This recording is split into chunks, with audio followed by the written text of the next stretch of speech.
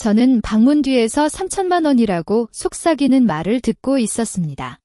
식탁 위에는 계산장이 펼쳐져 있고 아버지가 웃으며 이번 제품 매개 변수 좀 바꿨어도 큰 문제 없네라고 말했어요.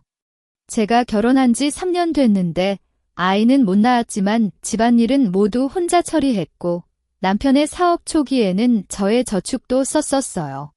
그런데 이제 돈이 들어왔으니 저는 갑자기 불필요한 사람이 됐나 봐요. 어머니가 갑자기 방문을 열고 저의 머리카락을 꽉 잡아당겼습니다. 넌 뭘 해봤어? 3천만 벌었는데 넌 아이도 못 낳고 저희 집 자원만 쓰는 거니까. 말하면서 저의 머리를 벽에 세게 부딪혔어요. 머리가 벽에 닿자 찌릿한 통증이 확 퍼졌고 눈앞이 잠시 어두워졌어요. 저는 발버둥 치려 했지만 어머니의 손이 너무 세고 아버지는 옆에서 그래, 잘 때려. 이런 못난 녀석은 떠나야지라고 응원만 했어요. 그때 남편이 들어왔어요. 저는 그에게 도움을 청하려고 손을 뻗었지만 그는 대신 저의 허리에 발을 내리쳤어요. 빨리 물건 챙겨나가. 오늘 안에 이 집에서 사라지란 말이야. 발이 닿은 곳이 따끔거리면서 점점 아파졌고 저는 무릎이 꿇리고 싶었지만 자존심 때문에 버텼어요. 왜 이래요? 저도 사업에 돕고 말을 하려는데 어머니가 저의 입을 가렸어요. 내가 뭘 돕다고? 그저 집에서 밥만 먹는 거지? 3천만은 우리 식구가 벌은 거야. 넌 하나도 못 챙겼어. 아버지가 계산장을 접고 이혼서 준비했어. 지금 당장 서명해. 너한테는 아무런 배상도 없을 거야라고 말했어요. 저는 모든 걸 잃은 것 같았지만 오히려 평온해졌어요. 이런 집에서 살아가는 것보다 차라리 떠나는 게 나았어요. 저는 눈물을 참고 식탁에 놓인 펜을 집었고 그때 우연히 식탁 밑에 떨어진 작은 계약서 조각을 보았어요. 그 조각에 원본 매개 변수라고 적힌 글씨가 보였어요. 저는 속으로 다짐했어요. 오늘의 아픔은 결코 잊지 않을 거라고. 펜이 종이에 닿는 순간 손가락이 살짝 떨렸어요. 하지만 그건 아픔 때문이 아니라 오랜 구속에서 벗어나는 느낌이었어요. 이혼서 위 부부관계 종료란 글씨를 쓸 때 아버지가 옆에서 이제야 알아들었다는 거냐? 일찍 이렇게 했어야지라고 입을 벌렸고 어머니는 손수건으로 입을 가리고 웃었어요. 그 웃음이 마치 저를 쓰레기처럼 버린 것 같아서 심장이 쪼였지만 저는 눈을 떼지 않고 서명을 끝냈어요. 서명을 다 한 순간 남편이 이혼서를 걷어차고 이제라도 겸손해졌네. 나중에 굶어 죽지 말고 와라고 말했어요. 그때 저는 식탁 밑에 떨어져 있던 계약서 조각을 발치움처럼 살짝 옮겨서 바지 안주머니 안쪽에 넣었어요. 주머니 안에는 스마트폰도 있었고 아까 어머니가 저의 머리를 벽에 부딪히고 남편이 발을 내리친 모습을 비밀 카메라로 녹화해 놓았어요. 이건 나중에. 저는 그 생각을 끝내지 못하고 고개를 떨렸어요. 물건은 어디 있냐? 빨리 챙겨나가. 어머니가 저의 팔을 세게 잡아당겼어요. 저의 작은 서류 가방은 이미 방에 놓아둔 상태였어요. 그 안에는 제가 결혼하기 전 사는 옷 몇 벌과 대학 졸업증명서, 그리고 저축했던 조금의 돈만 있었어요. 남편이 이런 거라도 가져가서 잘 살아라고 비웃으며 말할 때 저는 그의 얼굴을 한번 쳐다보았어요. 그 얼굴에는 예전 연애할 때 보였던 미소가 하나도 없고 오직 탐욕과 경멸만 남아 있었어요. 저는 서류 가방을 들고 현관으로 갔어요. 문을 열었을 때 겨울바람이 부딪혔지만 집안의 차가움보다는 따뜻했어요. 뒤에서 아버지의 목소리가 들렸어요. 다행히 떠났다. 이제 3천만 원으로 좀 편하게 살자. 그리고 어머니와 남편의 웃음이 섞여 들어왔어요.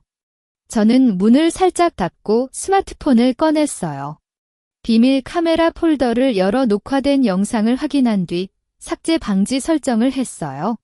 그 조각과 영상, 이게 제가 앞으로 갈 길의 유일한 버팀목이 될 거라고 생각했어요. 저는 길을 걸으며 속으로 다짐했어요. 절대 다시 이런 상황에 놓이지 않을 거고 저를 상처 준 사람들에게 정당한 대가를 받게 할 거라고. 겨울바람이 저의 얼굴을 세게 쳐다니고 서류 가방을 아는 팔이 차갑게 굳어가는 걸 느꼈어요. 저는 길을 잃은 듯이 주변을 둘러보았어요. 지금 사는 동네는 남편이 부유해지면서 이사온 고급 아파트 단지였고 여기 근처에는 제가 갈 곳 하나 없었어요. 지하철을 3번 갈아타고 버스도 한 차례 타니 해가 저물었을 때 마침내 성외곽의 오래된 아파트 건물 앞에 도착했어요. 건물 외벽은 벽돌이 벗겨지고 배관도 드러나 있었지만 대문 옆에 붙은 월세 30만 원이라는 간판이 저에게는 마지막 구원처럼 보였어요. 관리인 할아버지는 말이 적고 친절하게 4층 마지막 방을 보여줬어요. 천장이 낮고 창문 하나로만 햇살이 들어오는 옆간 같은 곳이지만 적어도 이곳은 저를 내몰아내지 않을 거라고 생각했어요. 선결제로 한 달 임대료와 보증금을 내고 관리인 할아버지가 추워서 이불 좀 더 주지라고 말하며 2겹 이불을 가져다 주셨어요. 밤을 견디고 다음 아침 문을 열어 식료품을 사러 갔다가 갑자기 뒤에서 누가 저의 팔을 살짝 잡았어요. 이봐, 혜진아. 익숙한 목소리였어요. 돌아보니 전 동네 이웃이셨던 이숙녀님이었어요. 이숙녀님은 저희 집 옆에 살았고 예전에 시어머니가 저를 맞을 때 몇 번이나 말리다가 결국 시어머니에게 욕을 먹고 말았어요. 어떻게 이렇게 됐어? 어젯밤에 내 남편이 내가 떠났다고 큰 소리로 하더니 이숙녀님은 눈을 찌푸리며 말했어요. 카페에서 아이스 아메리카노를 마시며 이숙녀님은 저에게 진실을 말해줬어요. 그 3천만 원, 순수익이라고 떠들지만 그건 속임수야. 너 남편 회사가 맡은 건축 자재 공급 업무잖아? 원래 약속은 고급 강화유리였는데 그들은 평범한 유리에 코팅만 해서 넘겼어. 그 차액이 3천만이란 거지? 저는 컵을 잡는 손이 떨렸어요. 그래서 계약서 조각에 원본 사양이라고 적혔는 거였어요.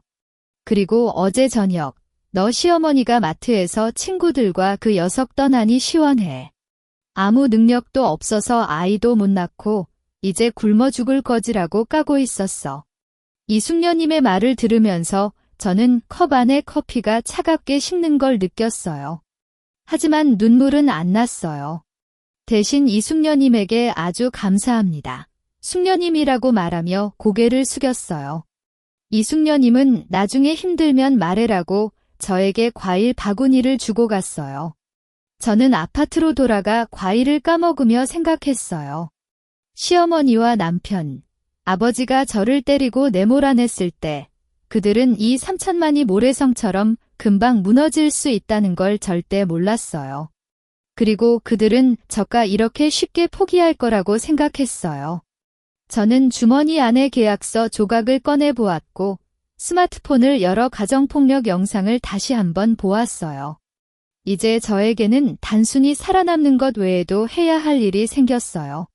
아파트 창문을 통해 보이는 성외곽 풍경이 추운 색감으로 물들어 있을 때 저는 이숙녀님에게 받은 사과를 까고 있었어요. 톱니 모양의 껍질이 하나씩 떨어지면서 저는 그들에게 어떻게 대응해야 할지 점차 명확해지는 느낌을 받았어요. 하지만 아직은 때가 아니다. 저는 아무 힘도 없고 증거도 단지 계약서 조각과 가정폭력 영상뿐이었어요. 오후 3시쯤 저는 시장에 가서 배추와 양파를 사려던 중 갑자기 이숙녀님의 전화가 왔어요. 혜진아, 빨리 TV 봐. 그들 회사 공급한 유리가 깨졌어. 이숙녀님의 목소리가 긴장해서 살짝 떨렸어요. 저는 시장 가판대 옆에 있는 작은 편의점에 들어가 텔레비전을 켠 채 뉴스를 보았어요. 지역 뉴스에서 남편 회사가 공급한 건축용 유리가 아파트 베란다에서 갑자기 파열되어 거실 바닥이 깨지는 장면이 보였어요. 기자는 안전사고 의심, 제조사 및 공급업체 조사 중이라고 말했어요. 텔레비전 화면에 남편이 얼굴을 가리고 기자들에게 아직 조사 중이라 말할 수 없다고 말하는 모습이 나왔어요. 저는 편의점 주인 아저씨에게 이 뉴스 좀 보세요라고 말하며 심장이 쫄깃해지는 걸 느꼈어요. 이것이 바로 그들의 첫 번째 패배이자 저의 복수 시작이었어요. 저는 시장을 그냥 뒤로 하고 아파트로 달려갔어요. 방 안에서 휴대전화로 남편 회사 이름을 검색했더니 온라인 커뮤니티에 이미 관련 글이 쏟아져 나오고 있었어요. 해당 회사 유리, 설치한 지 한 달도 안 됐는데 깨졌어. 이런 제품을 왜 공급해? 안전 문제 심각하다 댓글들이 실시간으로 늘어나고 있었어요. 그날 저녁, 이숙녀님이 저의 아파트에 왔어요. 그녀는 오늘 저녁 그 집에서 큰 싸움이 났어라고 말하며 안쪽으로 들어왔어요. 이숙녀님은 고급 아파트 단지 근처에 살고 있어서 저의 전 시댁 소식을 쉽게 듣고 오는 거였어요. 아버지가 남편한테 누가 너에게 저렇게 할래? 당초에 매개 변수를 바꾸지 말랬잖아. 라고 소리치고 남편이 텀마도 그렇게 말했잖아. 누가 알았어 이렇게 빨리 발각될 줄? 이라고 맞받아치고 있었어. 시어머니는 사이에서 그래봤자 지금 싸울 시간이냐라고 말하지만 아무도 듣지 않았어. 이숙녀님의 말을 들으면서 저는 차를 따른다고 부엌으로 갔어요. 싱크대에 놓인 컵에 물을 따라 붓는 순간 저는 웃음이 나올 것 같았어요. 그들도 이제 저때저가 느꼈던 절망과 혼란을 겪는 건가 봐요. 하지만 그냥 이렇게 끝나는 건 아니에요. 그리고 그들 지금 고객에게 매달려가 대책을 얘기하려고 해. 고객은 손해배상은 당연히 해야 하고 앞으로 협력 안 할 거라고 말했어. 이숙녀님은 젓가락으로 김치를 집어 먹으며 말했어요. 저는 그녀의 말을 묵묵히 듣고 있었어요. 내심에서는 이제 시작이야 라고 속으로 말했어요. 밤에 이숙녀님이 갔다가 저는 창문 앞에 서서 밤하늘을 보았어요. 별이 하나도 보이지 않는 어두운 하늘에 그들의 미래가 이렇게 어두워질 거라고 확신했어요. 저는 주머니에서 계약서 조각을 꺼내 보았고 불을 켜서 그 위에 적힌 흐릿한 글씨를 응시했어요. 이 조각이 그들에게 더 큰 타격을 입히는 열쇠가 될 거라고 생각했어요. 이숙녀님의 말이 아직 귀에 맴돌 때 저는 방 안의 오래된 책상에 앉아 계약서 조각을 펼쳤어요. 새 조각으로 부서진 종이를 테이프로 조심스럽게 붙이니 고급 강화 유리와 일반 유리의 단어가 겹쳐 보이면서 그들의 속임수를 명확히 드러냈어요. 이 조각은 단순한 종이가 아니라 그들에게 맞아떨어지는 최초의 총알이 될 거라고 생각했어요.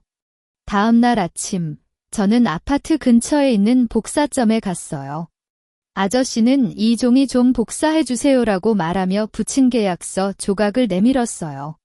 아저씨가 복사본을 만들어주는 동안 저는 휴대전화로 온라인에서 남편 회사의 주요 고객인 건축사무소 연락처를 찾았어요.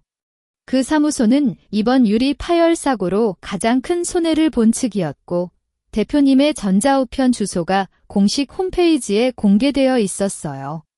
복사본을 받고 복사점에서 컴퓨터를 빌렸어요.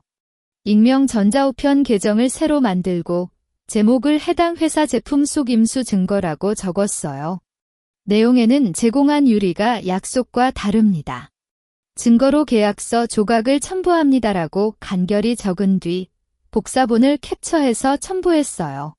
발송 버튼을 누르는 순간 저는 손이 살짝 떨렸지만 즉시 평온해졌어요. 이제 할 일은 결과를 기다리는 것뿐이었어요. 오후 4시쯤 이숙녀님의 전화가 또 왔어요.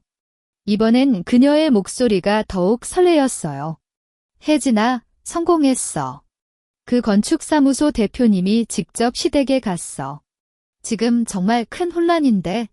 저는 이때 막 식사를 준비하려던 중이었어요. 가스레인지를 끄고 창문을 열었더니 멀리 고급 아파트 방향으로 경찰차 불빛이 보이는 건 아니었어요. 하지만 이숙녀님의 말로는 충분히 상황을 상상할 수 있었어요. 대표님이 계약서 복사본을 펼쳐놓고 지게 당신들과 맺은 계약이냐? 왜 약속을 깼어? 라고 소리치고 아버지가 그건 오타라고 변명하려고 해도 안 되더라고. 고객은 노타. 그럼 이 차액 3천만을 돌려주고 손해배상까지 해야 해라고 말했어. 이숙녀님은 말을 끊고 한숨을 쉬었어요. 그리고 시어머니가 울고 남편이 대표님을 붙잡으려다가 경찰이 와서 격리시켰어. 이제 동네 사람들이 다 모여 구경하고 있어? 저는 이숙녀님에게 감사합니다라고 말했지만 내심에는 아무런 기쁨도 느끼지 못했어요. 오히려 평온했어요. 이는 그들이 저에게 했던 아픔에 대한 첫 번째 보상이자 그들에게 돌아올 무수한 처벌의 시작이었어요. 저는 그날 저녁 아파트 옥상에 올랐어요. 겨울밤의 바람이 차갑지만 저는 오랫동안 하늘을 응시했어요. 휴대전화에 남편이 저를 때린 영상을 다시 보았어요. 그때의 아픔, 굴욕감, 절망감이 다시 몸을 감쌌지만 이번엔 눈물이 아니라 각오로 바뀌었어요. 다음은 무엇이 될까? 저는 속으로 스스로에게 물었어요. 그들에게는 아직 끝나지 않았어요. 3천만을 돌려주고 손해배상을 해야 한다는 건 그들에게 큰 타격이지만 이것만으로는 충분하지 않아요. 저는 그들에게 제가 겪었던 모든 걸 돌려주고 싶어요. 옥상에서 내려올 때 저는 다음 단계를 계획하기 시작했어요. 고객과의 충돌이 동네 안에 퍼지자 남편 회사의 위기는 더욱 확산되었어요. 저는 매일 아침 일어나 가장 먼저 남편 회사 관련 보도를 검색했고 인터넷 모임의 글들을 하나씩 읽어보았어요. 그들에 대한 비판이 점점 거세지고 몇몇 다른 고객들도 혹시 우리도 속았나 하며 계약 해지 요청을 내건다는 소식까지 들렸어요. 이틀 뒤 지역 보도에 불량 유리 공급업체 조사, 시장감독국 출동이라는 표제가 났어요. 기사 속에선 남편 회사의 제품 검사 결과 규격 미달이라고 명시되었고 3천만 위안화 순수익이 전액 임시 동결되었다는 내용이 적혀 있었어요. 저는 이 기사를 휴대전화에 저장했어요. 이 돈은 그들이 저를 때리고 내몰아낸 동전이자 그들의 죽음을 불러오는 신호탄이었어요. 오후에 이숙녀님께서 왔을 때 얼굴에 걱정이 깃들어 있었어요. 혜진아, 아버지가 병원에 갔어. 심장이 안 좋아졌다고. 시어머니는 병원과 회사를 오가며 정신이 나갈 것 같아. 그녀는 물을 마시며 계속 말했어요. 그들은 예전에 자주 갔던 관계자 집에 찾아갔는데 아무도 문을 안 열어줬어. 누가 디제 관계 끊어라고 말했대. 사람들 참 현실적이야. 저는 이숙녀님의 말을 들으며 머리를 끄덕였어요.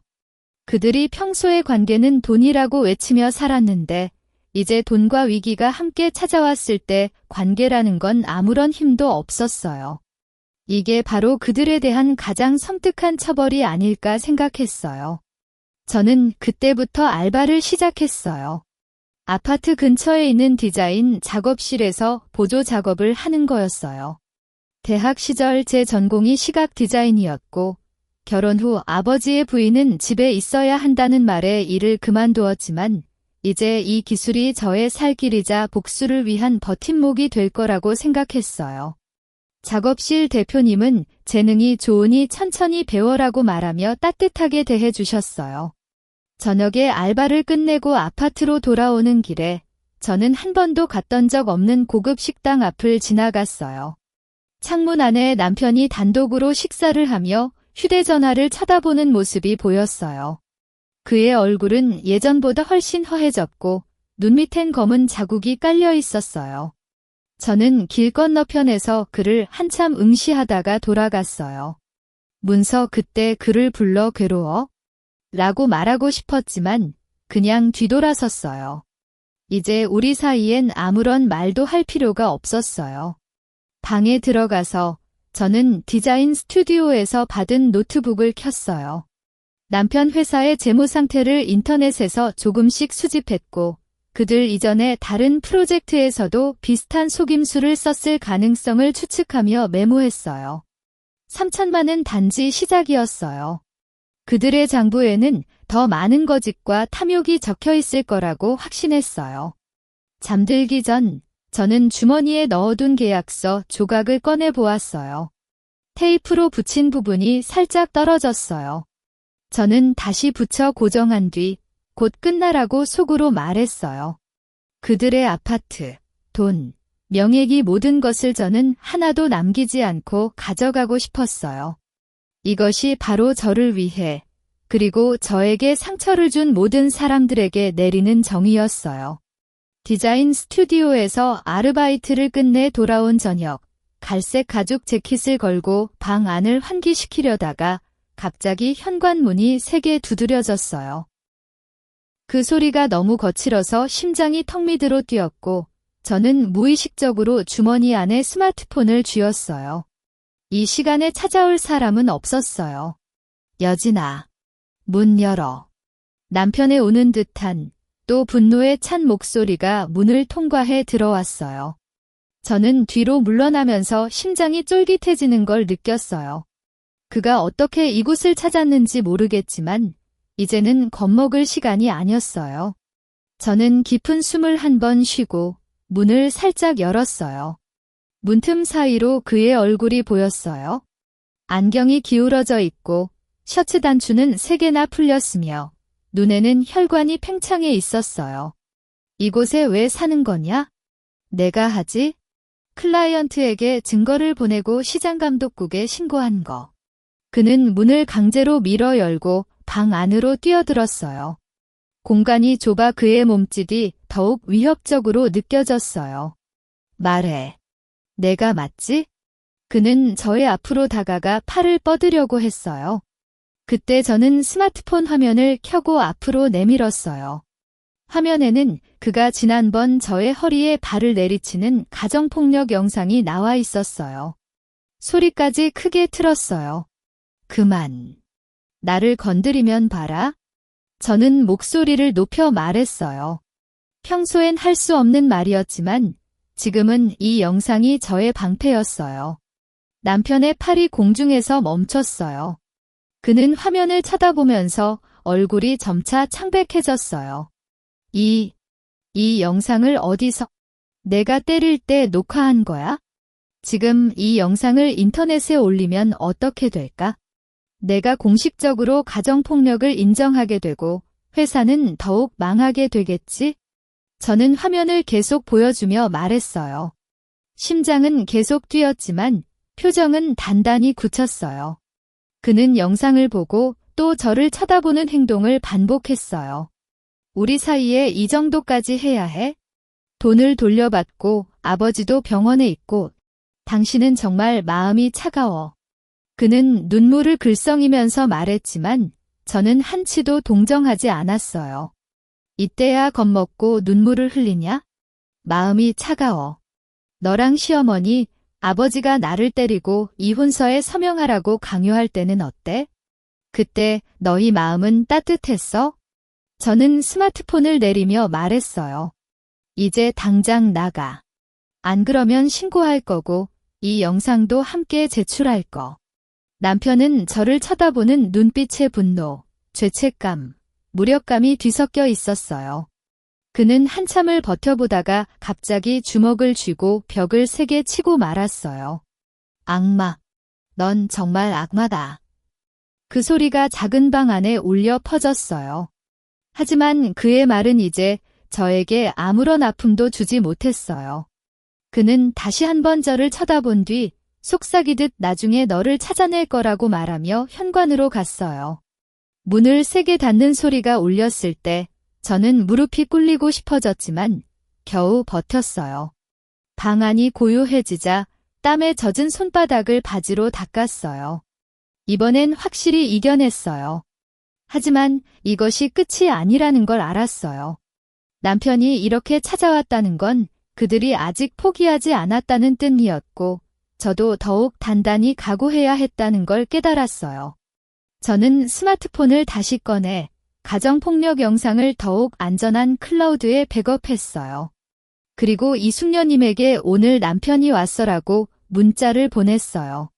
이제 혼자서는 안 됐어요. 이숙녀님에게 문자를 보낸 지 20분도 안 됐어요. 그녀가 저의 아파트 앞에 왔을 때 손에 들고 온 대나무 빗자루를 보니 무심코 웃음이 터졌어요. 혹시나 그 녀석이 또 와서 해를 끼치면 이걸로 맞추어 주마라고 이숙녀님은 입을 벌렸지만 눈에는 걱정이 담겨 있었어요. 그 사람 어떻게 이곳을 찾았어? 이숙녀님은 방에 들어오면서 주변을 둘러보며 말했어요.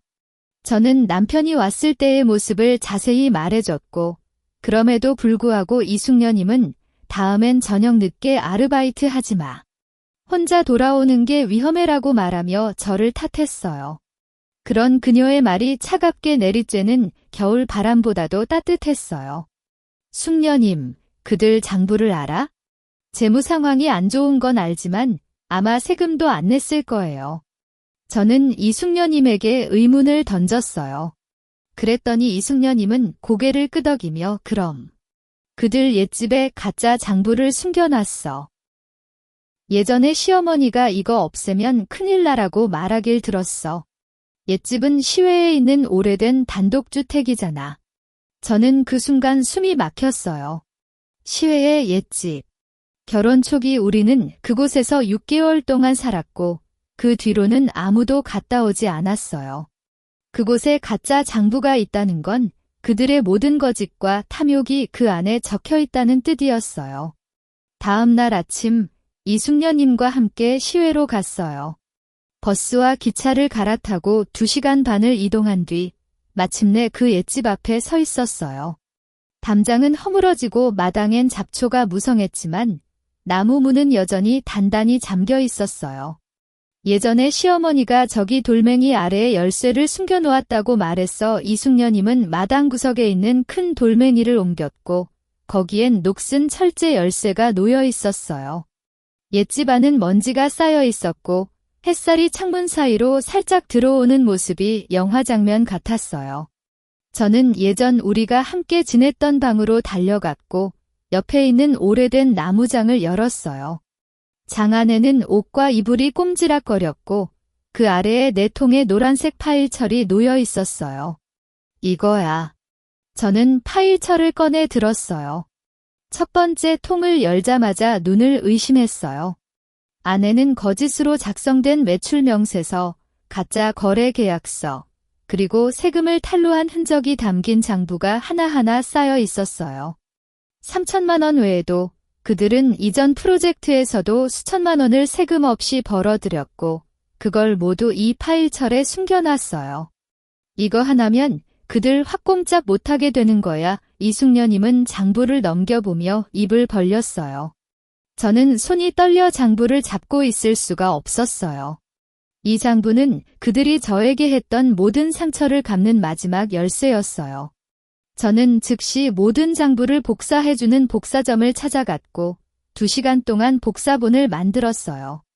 원본은 이숙녀님에게 맡겨 안전한 곳에 보관해 주세요라고 부탁했어요.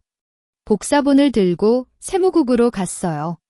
직원에게 이 기업이 세금을 탈루했다는 증거입니다라고 말하며 장부 복사본을 내밀었어요. 직원은 검토한 뒤 조치하겠습니다라고 말하며 영수증을 주었어요. 세무국을 나왔을 때 햇살이 눈부셨어요. 저는 길을 걸으며 오랫동안 품고 있던 숨을 내쉬었어요. 아파트로 돌아오는 길에 디자인 스튜디오 대표님께 문자를 보냈어요. 내일부터 정규직으로 일해도 될까요? 대표님은 곧장 정말 환영해 라고 답장을 보냈어요. 이제 저에게는 안정적인 일도 생겼고 복수를 위한 마지막 증거도 확보했어요. 방에 들어가서 저는 세무국에서 받은 영수증을 책상에 놓았어요. 그리고 스마트폰을 열어 가정폭력 영상과 계약서 조각, 가짜 장부 복사본을 한 번에 확인했어요. 이제 모든 건 세무국의 판단에 달렸어요. 저는 창문을 열고 바람을 맞았어요. 그동안 느꼈던 분노와 아픔이 점차 사라지고 대신 평온한 마음이 차오르는 걸 느꼈어요. 그들은 이제 피할 수 없이 자신들의 행동에 대한 대가를 치러야만 했어요. 세무국에 가짜 장부 복사본을 제출한 지 일주일이 걸렸어요. 그동안 저는 디자인 스튜디오에서 정규직으로 일하게 됐고 방 안에도 따뜻한 카페트와 작은 화분을 사들여 살림살이를 차려갔어요. 아침마다 햇살이 창문을 통해 들어오고 저녁엔 스튜디오 동료들과 저녁을 먹으며 이야기 나누는 일상이 마치 지난해 겪었던 지옥 같은 생활은 꿈이었는지처럼 느껴졌어요. 그러던 어느 오후, 세무국에 전화가 왔어요. 직원은 XX 회사에 대한 세금 탈루 조사가 끝났고 2천만 원의 과태료를 부과했습니다. 추가적으로 미납세금 3천만 원도 납부해야 하며 불복하면 법적 절차를 밟을 수 있습니다라고 명확히 말했어요. 저는 전화를 받는 동안 손에 들고 있던 펜을 놓았어요. 5천만 원. 그들에겐 이 돈을 마련할 가능성이 하나도 없었어요. 이 소식은 이숙녀님을 통해 시댁에 빨리 전해졌어요. 그날 저녁, 이숙녀님이 저에게 사진을 보여줬어요. 사진 속엔 남편 회사 현관에 붙은 영업정지 통지서가 선명하게 나와 있었고, 창문은 깨져 있고, 대문은 잠겨 있었어요. 오늘 그 집에서 정말 심한 싸움이 났어. 아버지가 시어머니한테 너 때문에 이렇게 됐어. 장부를 왜 안 버렸어? 라고 할머니를 때렸고, 시어머니도 그럼 너는 왜? 돈을 독차지하려고라고 맞받아쳤어. 남편은 그냥 방에 갇혀 안 나왔어. 이숙녀님의 말을 들으면서 저는 커피를 마시고 있었어요. 그들의 모습이 눈앞에 그려지지만 저는 아무런 감정도 느끼지 못했어요.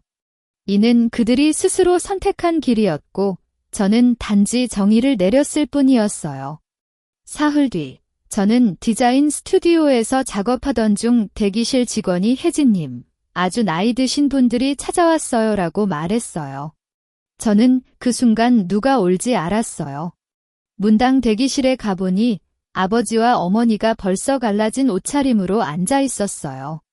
아버지의 머리가 하루아침에 하얗게 됐고 어머니는 눈을 또렷이 감을 수 없을 정도로 부었다. 혜진아, 제발 도와줘. 우리는 이제 살 길이 없어졌어. 어머니가 저에게 다가가 무릎을 꿇으려고 했지만 저는 뒤로 물러났어요. 도와준다는 건 뭐예요? 시절에 제가 당신들에게 맞고 내몰려갔을 때 누가 저에게 손을 내밀어 줬어요? 아버지가 그때는 우리가 잘못했어. 하지만 너도 한때 이 집의 멤버였잖아. 제발 좀, 멤버. 저는 소리치며 스마트폰을 꺼냈어요. 화면에 보이는 건 그들이 저를 때리는 모습과 이혼서에 서명할 때 그들의 웃는 얼굴이 담긴 사진이었어요. 이게 멤버라 불러요? 당신들은 저를 쓰레기처럼 대했어요. 어머니가 울기 시작했고 아버지가 우리가 3천만을 다 돌려주고 앞으로 안 그러겠어. 그냥 세무국에 말해줘. 과태료 좀 깎아달라고라고 졸라댔어요. 그건 제가 할 수 없어요. 세무국은 법에 따라 처벌했고 저는 단지 증거를 제출했을 뿐입니다. 저는 목소리를 차분히 유지하며 말했어요. 악마. 넌 정말 악마다. 아버지가 기절할 것처럼 소리치고 있었지만 저는 그들을 뒤로하고 스튜디오로 돌아갔어요. 대기실에서 그들의 울음소리가 들렸지만 저는 걸음을 멈추지 않았어요. 이제 우리 사이엔 아무런 관계가 없었어요. 그들이 저에게 빌걸 땐 그들은 절대 잊지 못할 거예요. 그들이 저를 어떻게 대했는지, 그리고 이 모든 게 그들의 잘못이라는 걸. 스튜디오로 들어가서 저는 디자인 프로그램을 다시 켰어요. 화면에 나오는 직선과 곡선이 안정감을 주었어요. 이제 그들의 사투는 저의 삶에 아무런 영향을 미치지 못했고 저는 앞으로만 걸어갈 준비가 됐었어요. 스튜디오의 컴퓨터 화면의 디자인 작품을 마감하는 버튼을 누른 순간 동료들이 함께 박수를 쳤어요. 혜진아, 이 작품 확실히 상을 받을 거야. 대표님은 손을 내밀어 저의 어깨를 가볍게 두드리며 눈에 확신이 가득해. 이것은 제가 입사한 지 석 달 만에 맡은 첫 번째 주 프로젝트로 스케치에서 완성까지 모든 세부 사항을 반복적으로 다듬었고 이 인정은 이혼 후 제가 받은 가장 소중한 선물입니다. 이때 이숙녀님의 문자가 왔어요. 내용은 단순했다. 그들 떠났어. 아파트도 경매로 팔았고 빚을 갚고도 2천만이 모자라서 시외로 도망갔어. 저는 문자를 읽고 컴퓨터 앞에 한참을 앉아 있었어요. 기대했던 분노나 기쁨보다는 오히려 가벼운 안도감이 느껴졌어요. 그들이 마침내 저의 삶에서 완전히 사라졌다는 걸? 주말에 이숙녀님과 함께 예전에 살았던 고급 아파트 단지를 지나갔어요. 그동안 매일 지나쳤던 길이지만 이번엔 마음이 평온했다. 아파트 현관에는 법원 경매 물건이라는 붉은색 간판이 붙어 있었고 청소부 아저씨가 문을 열고 안쪽을 정리하는 모습이 보였어요. 이 집주인들 아주 큰 빚을 지고 갔어. 옷가지도 많이 남겨놨어. 아저씨는 우연히 마주친 저희에게 말했어요.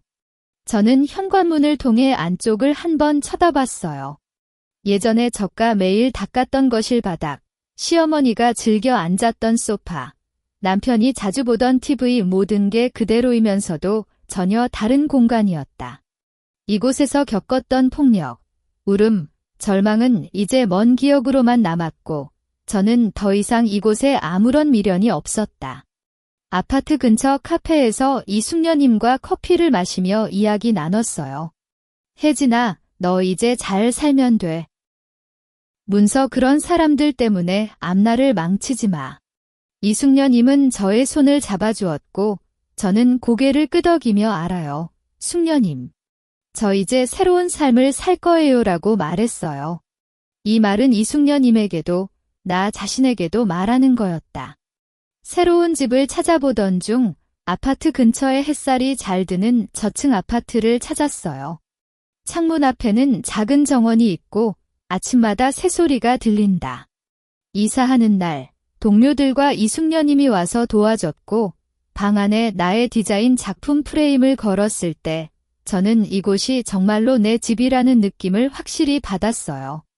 밤에 모든 사람이 떠나고 혼자 남았을 때 저는 스마트폰을 꺼냈어요. 비밀 카메라 폴더를 열었고 거기에 저장된 가정폭력 영상과 계약서, 조각 사진을 하나씩 보았다. 그때마다 아파트에서 맞고 울고 절망했던 모습이 떠올랐지만 이제는 아무런 아픔도 남지 않았다. 이 영상들은 한때 저의 방패였고 복수의 증거였지만 이제는 불필요한 과거였다. 삭제 버튼을 누른 순간 저는 깊은 숨을 내쉬었어요. 마음속에 묻어있던 모든 원한과 상처가 함께 사라지는 것 같았어요. 저의 복수는 그들을 파괴하는 것이 아니라 그들로부터 자유롭게 되는 것이었고 이제 저는 그 목표를 달성했다. 다음 날 아침 저는 스튜디오에 일찍 갔어요. 대표님은 국제 디자인 대회에 이 작품 출품하자라고 말했고 저는 흔들리지 않게 네, 좋아요라고 답했어요. 창문 바깥에는 봄 햇살이 눈부시게 빛나고 길거리에는 사람들이 활기차게 걸어가고 있었다. 저는 컴퓨터 앞에 앉아 새로운 디자인 스케치북을 펼쳤어요. 펜이 종이에 닿는 순간 미래가 펼쳐지는 모습이 보였다. 아픔이 남긴 상처는 아직 살짝 남아있지만 그것은 저에게 살아있다는 증거일 뿐이다. 이제 저는 더 이상 누군가의 아내, 누군가의 시댁 멤버가 아니라 디자이너 김혜진으로 살아갈 거다. 거울을 보고 자신을 봤어요. 눈에는 과거의 슬픔이 없고 대신 확실한 빛이 있었다. 저는 미소를 짓고 거울 속의 자신에게 속으로 말했다. 이제 진짜 시작해. 이야기 끝.